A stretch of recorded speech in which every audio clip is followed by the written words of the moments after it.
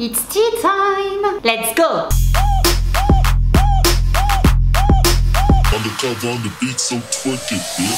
Bonjour tout le monde et bienvenue. Je vous retrouve aujourd'hui après environ 3 semaines d'absence parce que tout simplement c'était le mois d'août. Au mois d'août tout le monde quasiment est en vacances. En tout cas moi je suis partie en vacances dans mon salon, hein. Je suis pas partie, mais bon voilà, généralement les gens partent donc YouTube c'est un peu mort, donc je me suis dit que j'allais en profiter également pour faire une pause et me revoilà donc cette semaine. Alors aujourd'hui on va parler de quelqu'un, c'est pas une célébrité en soi, même si elle commence à faire beaucoup parler d'elle.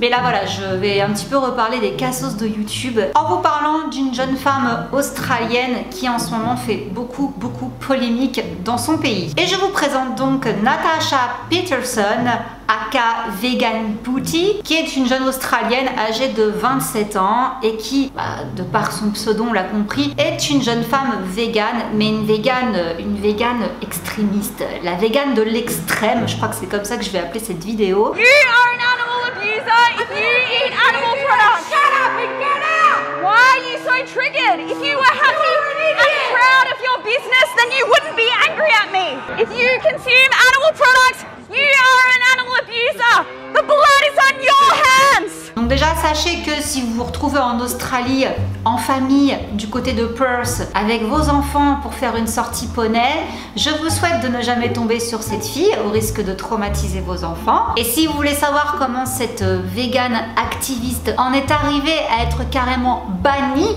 de sa ville, je vous conseille de rester jusqu'à la fin de cette vidéo. À savoir que c'est une jeune femme qui est très active sur les réseaux sociaux, notamment sur YouTube. Ça fait 12 ans qu'elle a sa chaîne, mais avant c'était une chaîne on va dire normale. Elle montrait des petites sessions de surf qu'elle faisait avec ses amis, des concerts, enfin voilà, vraiment un YouTube normal teenager. Et il y a 2 ans, son compte, sa chaîne YouTube a radicalement changé pour prendre une tournure complètement végane et elle le fait savoir. Donc ces vidéos sont vraiment toutes engagées pour la cause animale et l'une de ses premières vidéos, on peut la voir déjà interpeller des participants d'un événement organisé par la RSPCA, donc qui est une société pour la prévention de la cruauté envers les animaux. Et bon bah là en gros elle est venue un petit peu interpeller les gens en leur disant vous n'avez pas honte, vous savez pas ce que fait cette société là, ils cautionnent le meurtre d'animaux, patati patata. Et en fait toutes ces vidéos vont tourner autour de ça. On a pu la voir déguisée en vache, se recueillir dans un supermarché devant le rayon viande bovine, brandir des pancartes au rayon lait en disant j'ai été violée, ils ont volé mes bébés et tué mes fils pour que vous puissiez avoir mon lait, regardez dominion.com. Alors ce documentaire, c'est un documentaire qui est sorti en 2018 avec la participation notamment de Joaquin Phoenix et de la chanteuse Sia. Et franchement j'en avais entendu parler vite fait, mais je me suis dit bon, pour les besoins de la vidéo, je voudrais quand même me renseigner sur ce que c'est exactement. J'imaginais très bien le délire, mais j'ai regardé que la bande-annonce et franchement ça a été insupportable.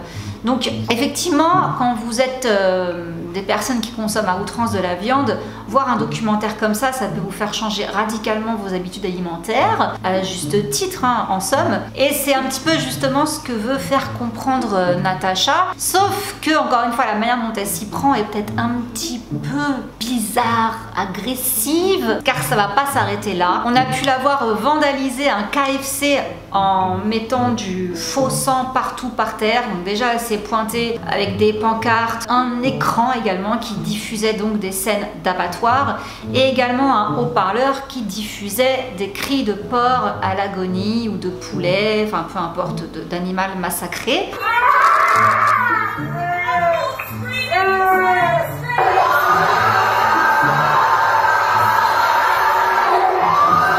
The largest and longest Holocaust in history is happening right now. Tout ça dans le but de dénoncer cet holocauste. On a pu la voir aussi dans un supermarché campé devant le stand d'une boucherie et là franchement je trouve que c'est un moment épique. On voit la bouchère carrément passer par-dessus devant la vitrine en fait de présentation pour aller la tirer. Donc là, elle avait carrément une tête de porc, une fausse, hein, on est d'accord, avant qu'un agent de la sécurité vienne l'escorter jusqu'à dehors. Donc jusque là, ça peut en faire sourire certains de voir un peu cette fille qui voilà est à fond dans son truc, elle interpelle, elle fait des mises en scène qui voilà, on les oublie pas quoi, je veux dire, on passe à côté d'elle, on remarque le truc. Mais la question en fait que soulève cette femme, c'est est-ce qu'au final ça marche vraiment, ce type de manifestation, ce type de mise en scène? Arrive-t-elle à déclencher une prise de conscience? Eh bien non, justement pas vraiment. Vegan Booty est très mal vue en fait par la communauté, bon pas que vegan en soi, par tout le monde, parce que justement pour eux, elle cause plus de tort en fait à la cause du véganisme qu'autre chose. À l'instar de sa copine The Vegan Teacher, je pense que vous avez dû entendre parler d'elle, vous avez dû la voir passer sur les TikTok, et si jamais vous vous souvenez pas d'elle, The Vegan Teacher, c'est ça. 3, 2, 1, sing! Eating animals is wrong, McDonald's. Hurting animals is wrong, McDonald's. Share this song and change your entire menu to be vegan from now on. Donc voilà, le problème c'est qu'elles inspirent plus la moquerie, voire même la haine, que l'admiration pour le combat mené. Et si je vous reprends du coup le cas de Vegan Teacher, qui était à la base assez mignonne avec son petit ukulélé à chanter devant un McDo, bah, elle a quand même fait une grosse polémique qui l'a encore plus enfoncée quand elle a fait donc ce morceau I Can't Breathe, et également une vidéo où elle parle d'homophobie, de tout ça et du véganisme à l'intérieur. C'est pas une cause assez légitime à leurs yeux pour être comparée à ça, encore moins à un holocauste comme Vegan Booty le dit. Donc déjà on peut dire qu'au moins sur le terrain de la provocation, elles se sont bien trouvées toutes les deux. Elles ont même partagé un live ensemble où elles ont fini topless. Le rapport, honnêtement je ne sais pas, mais ça Natasha c'est un truc qu'elle aime assez bien faire. En témoignent ses nombreuses manifestations dans les rues de Perth en lingerie ou topless justement, où elle laissait en fait ses seins en guise de mamelles de vache, hein, donc elle les avait juste peintes mais il n'y avait rien qui les recouvrait à part de la peinture. Mais toujours est-il que cette exposition de sa poitrine pour symboliser les mamelles de la vache laitière lui a causé une première arrestation. Et du coup, toutes ces manifestations publiques, ce défilé avec ses copines véganes en lingerie, brandissant des pancartes, le véganisme c'est bien, abuser des animaux c'est mal, les véganes sauvent la planète.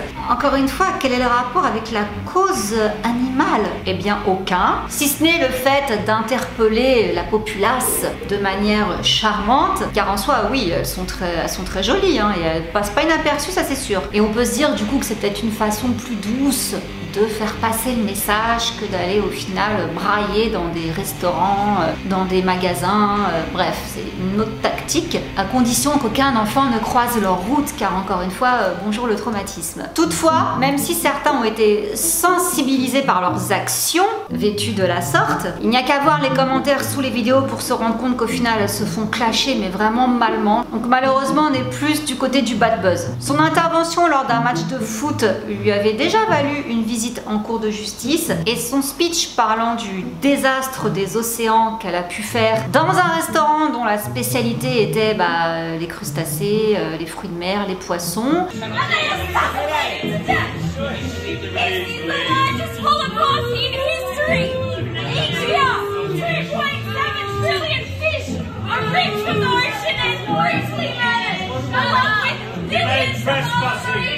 Vont l'amener à être banni de tous les établissements qui possèdent une licence d'alcool dans toute l'Australie occidentale, c'est-à-dire tout ce qui est pub, supermarché, restaurants, certains cafés, bref, partout là où on vend de l'alcool, elle n'a plus le droit d'y mettre les pieds, sinon elle encourt une amende s'élevant à 12 000 $.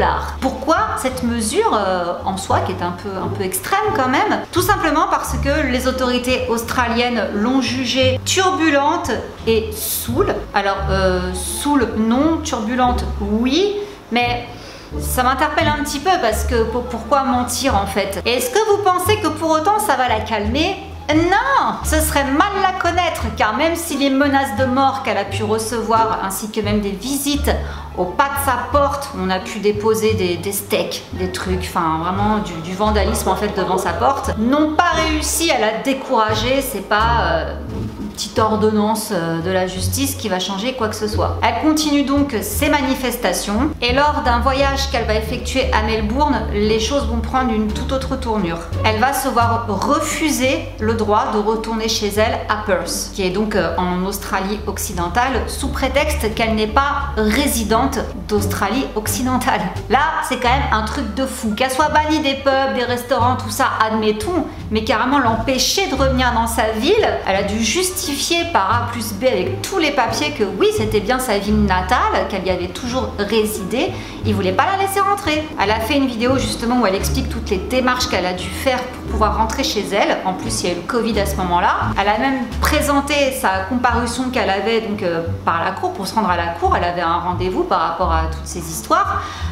Non. Et en fait, les agents qui s'occupaient donc de son dossier, qui refusaient, se sont tout simplement basés sur une fake news qu'un article a publié. Donc je vous mets cet article là. Donc juste parce que cet article, ce journaliste là a très mal fait son taf en disant comme quoi qu'elle quittait donc le Western Australia, donc l'Australie occidentale, après qu'elle ait été bannie de tous les pubs de l'État, en gros les autorités se sont dit bon bah elle est partie parce qu'elle est bannie. Donc est-ce que vous vous rendez compte un peu du manque de professionnalisme quand même de la part du sergent, je sais pas qui c'est qui s'occupait de son truc, mais c'est quand même grave je trouve. Au final, après avoir montré par A plus B, de A à Z, tout ce qu'on veut, qu'elle était bien résidente à la pure tournée chez elle, parce qu'en plus de ça, elle a un business en ligne, elle vend je crois des articles de mode, tout ça, donc elle avait peur, parce qu'il y avait aussi ça du fait que, non mais vous travaillez en ligne, donc il n'y a pas besoin de rentrer chez vous pour travailler. Ben si, parce qu'elle vend des articles en ligne, donc il lui faut bien ces articles. Ces articles étaient chez elle, donc elle pouvait plus travailler la nana quoi. Truc de ouf, je vous dis. Et c'est donc après un énième coup de téléphone avec des agents, tout ça, qu'elle a fini par avoir un officier qui lui a avoué que les forces de l'ordre de l'Australie occidentale avaient utilisé les médias, donc cet article, pour prendre leurs décisions. Donc c'était vraiment personnel en fait là l'attaque. Pour conclure, elle a été bannie également d'Instagram. Récemment, elle s'est encore fait remarquer lors d'un passage qu'elle a fait dans un magasin Louis Vuitton. C'était assez intéressant d'ailleurs. Et donc le combat continue. Donc mon avis sur Vegan Booty, je suis partagée. Je suis très partagée. Je n'arriverai pas à donner un avis négatif. Je vais peut-être en choquer certains parce que je comprends les commentaires sous ces vidéos de gens qui disent que c'est pas comme ça qu'on mène un combat, c'est pas en choquant comme ça, c'est pas en allant emmerder le monde dans les restaurants en leur braillant dessus ou quand ils vont faire leurs courses qu'on va faire changer les choses. Pour faire ça, moi à sa place je resterai plus sur le trottoir, devant les magasins pour faire ce genre d'intervention. Après aller défiler en sous-vêtements, non, j'en vois pas l'intérêt parce que effectivement même si c'est sympa, même si ça rappelle un petit peu certains combats féministes, il y a quand même des enfants dans la rue, on ne demande pas forcément à voir ça, même si certains mecs ont dû être très contents, voilà, c'est pas le propos. Donc à mon avis, le fond est bon. Je pense qu'elle cherche justement à taper fort et à se faire remarquer parce qu'elle voit que depuis le temps, les gens continuent à consommer autant de viande et c'est pas, en fait, si vous voulez, là-dessus, je pense que j'arrive à comprendre ce qu'elle veut dire. C'est que le problème, c'est pas tant que l'homme consomme de la viande. Le vrai problème, à mon sens, c'est comment c'est fait. Comment ces animaux-là sont traités, les conditions en abattoir, comment les animaux sont tués pour qu'on puisse les consommer. Il y a une façon de faire. On pourrait très bien, effectivement, réduire notre consommation. Et si on la réduisait, peut-être que du coup, tout ce qu'il y a derrière freinerait et qu'on aurait plus de contrôle, on va dire, sur l'agroalimentaire, sur les conditions sanitaires dans les abattoirs, tout ça. Parce que là, effectivement, c'est tellement à la chaîne qu'il n'y a plus aucun respect, en fait. C'est trop, en fait. C'est trop, tue le trop. Donc, noble combat, manière de faire. C'est difficile, je pense, de savoir comment faire. Si on est trop calme, il se passe rien. Si on est trop agressif, il se passe ça. Mais en tout cas, c'est quand même intéressant de voir ce que les autorités ont été capables de faire juste pour qu'elle ferme sa bouche. Parce que des énergumènes qui font n'importe quoi, tout ça, il y en a plein, ils se font pas pour autant bannir d'une ville. Pourquoi une activiste végane, aussi extrême soit-elle, se fasse bannir comme ça? C'est vrai que ça m'interpelle. Donc voilà les amis, dites-moi ce que vous en pensez en commentaire. Et comme d'habitude, je vous demande d'être bienveillant. Je ne fais pas ces vidéos-là pour qu'on s'acharne sur les personnes dont je parle. Donc je vous demanderai de ne pas envoyer de messages message de haine à Natacha, ni à moi, ni à personne d'autre. Hein. C'est juste à titre d'information ces vidéos-là. Quand je dis cassos, c'est vraiment pas pour la dénigrer, c'est voilà, prenez-le vraiment comme une blagounette parce que voilà, il y en a qui sont effectivement des cassos, hein, dont j'ai pu vous parler dans mes vidéos. D'autres, ils le sont aux yeux de la société, mais pas forcément toujours pour moi en tout cas. Voilà, je suis désolée pour l'éclairage. Je me disais, allez, lumière naturelle pour une fois et tout. Pff, cauchemar, en fait il pleut. Il refait beau, il pleut, le temps c'est n'importe quoi. Si cette vidéo vous a plu ou intéressé, n'hésitez pas à lâcher le petit pouce, le petit com. Et puis sur ce, je vous dis à mardi pour un trait d'horreur et à dimanche prochain pour une autre vidéo Tea Time. Mouah. Bisous, ciao. Undercover on the beat, so twerk it, bitch. Like.